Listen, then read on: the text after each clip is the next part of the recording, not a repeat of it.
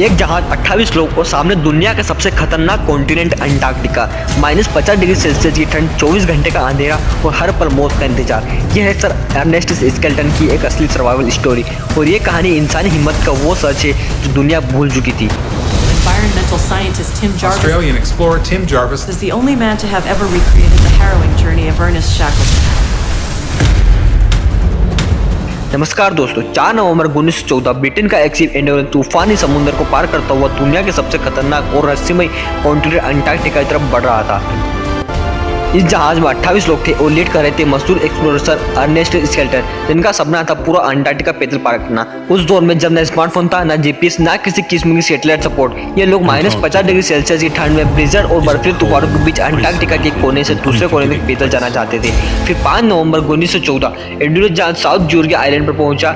यह इंसानी दुनिया की सबसे आखिरी बस्ती थी। वहाँ के लोग कहते थे आगे मत जाओ, आगे तूफान आने वाला है। लेकिन स्केल्टन नहीं रुकते, वो अंटार्कटिका तरफ निकलते, लेकिन कुछ ही समय में उनका जहाज विडल सी की बर्फ में फंस जाता है। एक छोटी सी दरार बाहर निकालने का आखिरी उम्मीद थी, लेकिन वो भी बंद हो जाती है। अब ये लोग और उनका जहाज हजारों किलोमीटर बर्फ में फंसे हुए थे।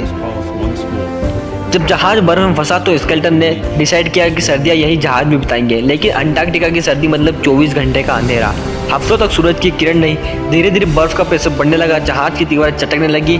फोटोग्राफर फ्रैंकी हर्ली ने उस समय की कुछ तस्वीरें ली, जिनमें साफ दिखता है कि कैसे बर्फ जहाज को चबा रही थी। एक दिन बर्फ का एक बड़ा टुकड़ा जहाज पर गिरता है और जहाज का पिछला हिस्सा 20 फुट तक ऊपर उठ जाता है। और 27 अक्टूबर 1915 एक जोरदार धमाके के साथ एंडुरेंस टूट जाता है और डूबने लगता है। क्रू के सभी सदस्य किसी तरह जहाज से बाहर निकल जाते हैं, लेकिन अब अंटार्कटिका को पार करना तो दूर, जिंदा बचना एक मिशन बन चुका था।